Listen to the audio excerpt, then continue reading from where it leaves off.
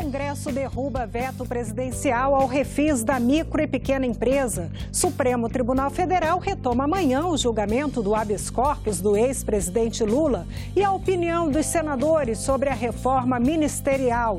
Destaques desta edição do Senado Notícias.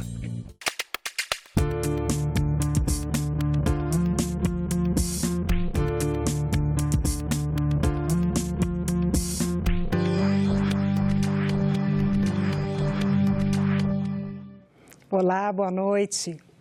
Pequenas e médias empresas vão ter direito ao refinanciamento de dívidas tributárias com desconto, o refis. É o que o Congresso Nacional derrubou nesta terça-feira o veto do presidente da República ao projeto que criou o refis para esse setor da economia. O Programa de Regularização Tributária das Micro e Pequenas Empresas Optantes pelo Simples Nacional, o Refis, foi aprovado pelo Senado por unanimidade no final de 2017.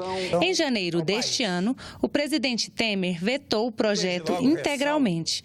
A justificativa foi de que ele fere a Lei de Responsabilidade Fiscal, porque não prevê a origem dos recursos para cobrir os descontos de multas e juros das dívidas.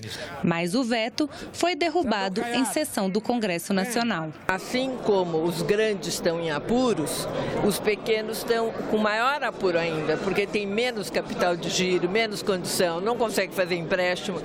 Então, a possibilidade de um refis é algo que devia ter sido dado até há mais tempo. Podem ser incluídas no programa de regularização tributária dívidas vencidas até novembro de 2017. O empresário deve pagar, no mínimo, 5% do valor da dívida em até 5 parcelas. O restante pode ser quitado de 3 maneiras. Em uma parcela com desconto de 90% nos juros, de 70% nas multas e de 100% nos encargos legais, como honorários advocatícios. A segunda opção é o parcelamento em até 145 meses, com desconto de 80% nos juros, 50% nas multas e 100% nos encargos legais. E a terceira opção é o parcelamento em até 175 meses, com 50% de desconto nos juros, 25% nas multas e 100% nos encargos legais. Esse é o primeiro refis em que esse conjunto de empresas que são responsáveis pela geração de emprego no Brasil, que será beneficiado. Este setor é responsável hoje por mais de 54% de todos os empregos com carteira assinada no Brasil.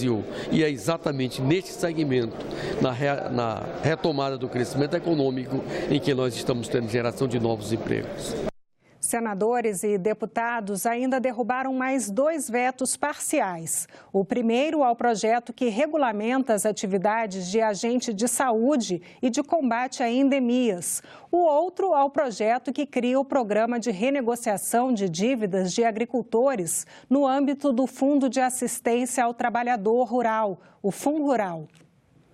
O senador Álvaro Dias tenta novas assinaturas para uma proposta de emenda constitucional que legitima a prisão em segunda instância.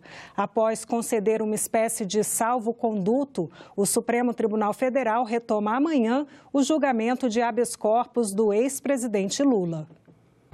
Na sessão de quarta-feira, os ministros do STF vão analisar o pedido da defesa para o ex-presidente Lula ser eventualmente preso somente após o último recurso. A condenação a pouco mais de 12 anos de prisão por corrupção passiva e lavagem de dinheiro ainda está no Tribunal Regional Federal da 4ª Região e será levada aos tribunais superiores. Para o senador Randolfo Rodrigues, o STF deve decidir com base no julgamento de 2016, que liberou a prisão em segunda instância. O tratamento ao ex-presidente não pode ser uma vírgula a mais, uma vírgula a menos do que o Supremo tem dado aos demais cidadãos. Como o Supremo tem se comportado até agora, ele proceda em relação a isso. O problema não é o caso concreto do ex-presidente, o problema é a decorrência, que pode ter uma decisão em seu favor. Enterraria em definitiva a Lava Jato. A senadora Vanessa Graziotin sugere que o Supremo analise as ações que questionam a prisão em segunda instância e não se limite ao caso do ex-presidente. Deveriam eles enfrentar este problema definitivamente. Não importa que em 2016 já tinha sido debatido, porque nós vivemos uma outra realidade agora e é preciso que se faça a interpretação, porque para mim a Constituição é clara. Para mim não caberia nem interpretação nesse caso, porque a nossa Constituição optou pelo caminho do transitado em julgado. Em meio a esse debate, o senador Álvaro Dias busca assinaturas para uma proposta de emenda à Constituição que legitima a prisão em segunda instância e que acaba com a prerrogativa do Congresso Nacional de suspender a prisão em flagrante de parlamentares e processos por crimes cometidos após a diplomação. Essa PEC foi apresentada em junho do ano passado, mas 3 senadores retiraram o apoio, o que inviabilizou a tramitação da proposta. Se esta emenda tivesse sido aprovada, não se discutiria mais.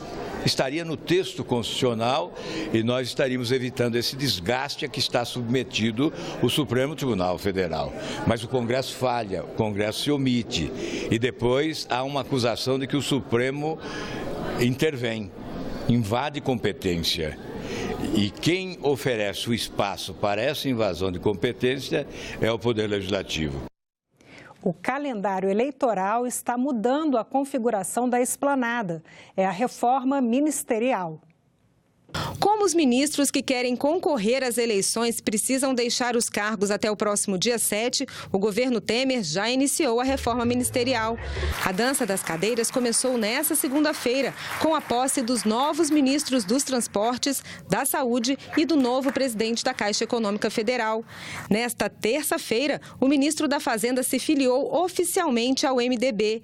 Ele deve deixar o governo até o fim desta semana para poder concorrer às eleições de 2018. Eu tenho um projeto de candidatura a presidente, agora entrando no partido vamos discutir aí quais são os próximos passos e, evidentemente, qual é exatamente a melhor composição partidária.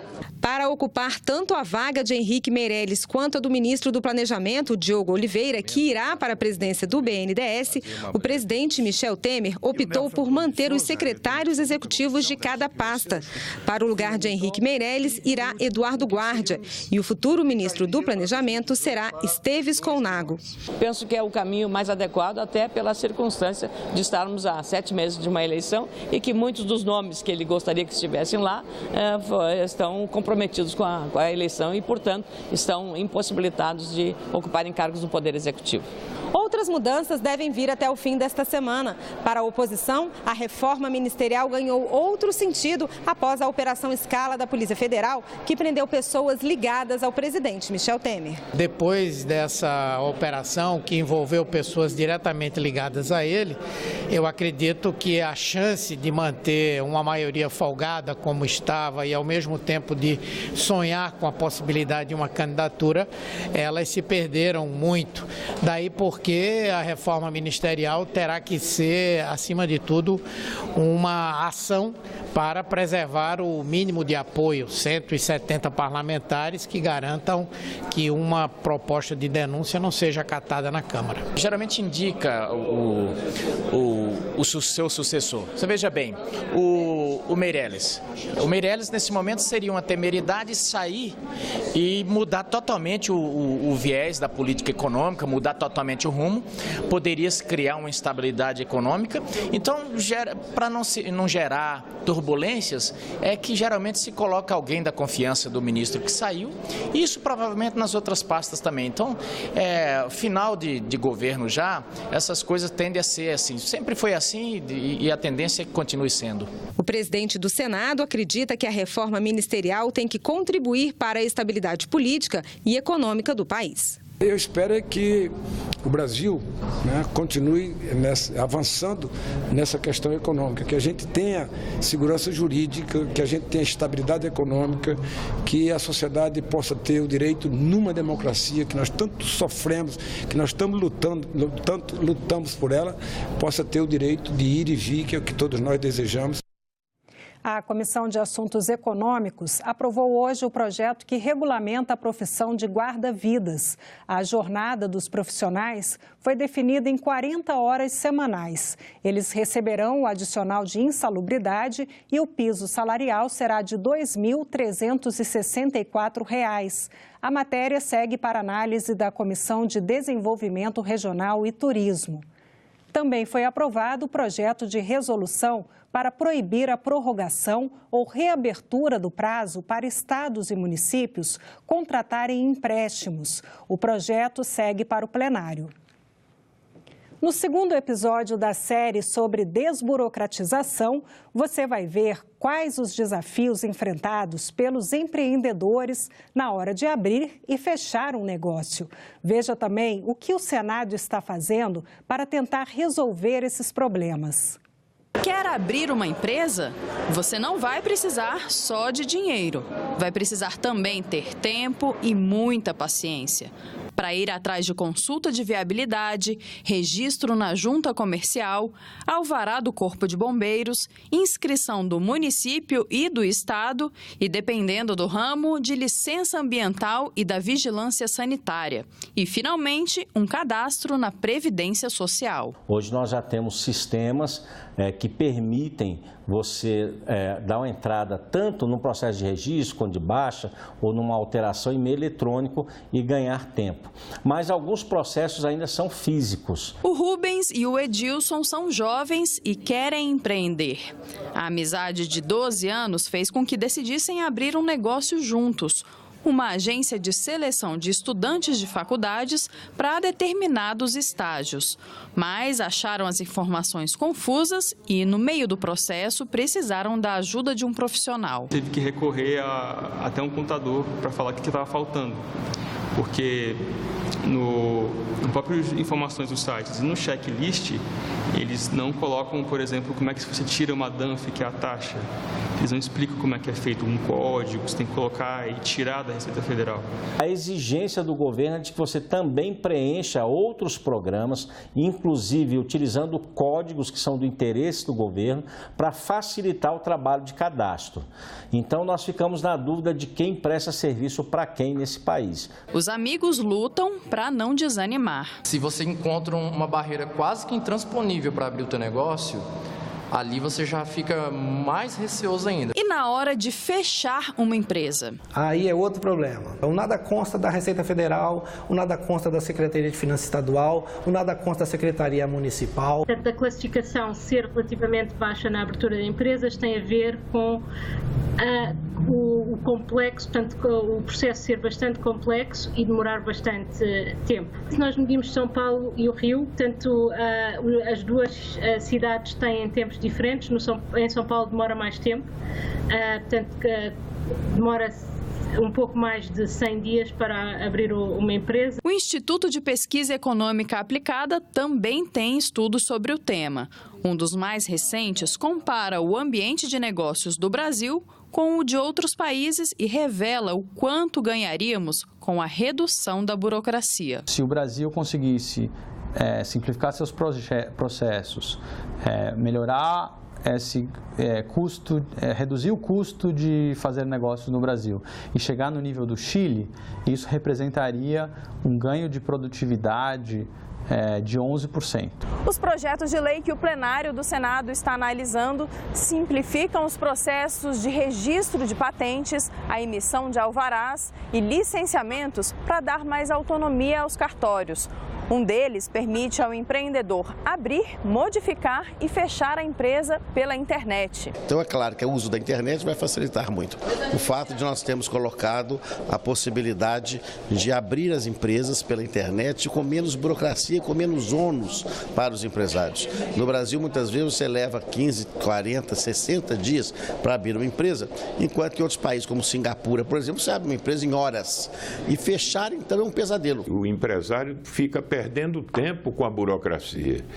Há ganhos de produtividade que se refletem imediatamente na vida da empresa. Desburocratizar, simplificar. Essa é uma agenda que nós consideramos essencial para o país. País que tem empresário forte é país forte. País que não tem empresário forte é país fraco.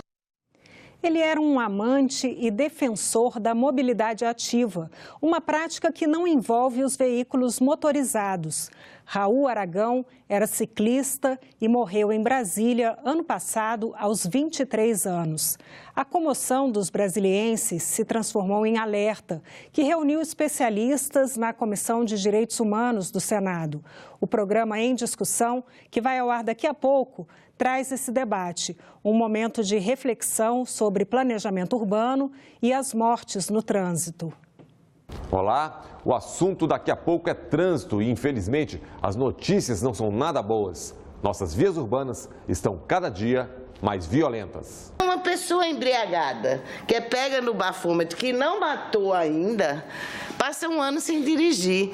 Quando essa pessoa embriagada matou no trânsito, na faixa do ciclista e tudo, ela foi punida pela justiça há apenas 4 meses sem dirigir. Você pode integrar a bicicleta na medida que você faça também um planejamento de infraestrutura. É comum as pessoas não usarem bicicleta porque chega num ponto ela não tem o que fazer com a bicicleta. Na hora que nós chegamos na rua, nós nos deparamos com uma realidade que é um trânsito assassino. É também rever quais são os limites que nós estabelecemos para as velocidades das nossas vias. Nós precisamos de via de 60, 80 km por hora dentro de uma cidade, para quê? Carros versus bicicletas, a política nacional de mobilidade urbana, as cidades e o planejamento, o pedestre pede passagem. Daqui a pouco, no Em Discussão. O programa Em Discussão começa logo depois do Argumento. E nós ficamos por aqui. Você pode rever as reportagens desta edição na nossa página na internet, senado.leg.br/TV. Muito obrigada pela companhia. Continue sintonizado aqui, na TV Senado.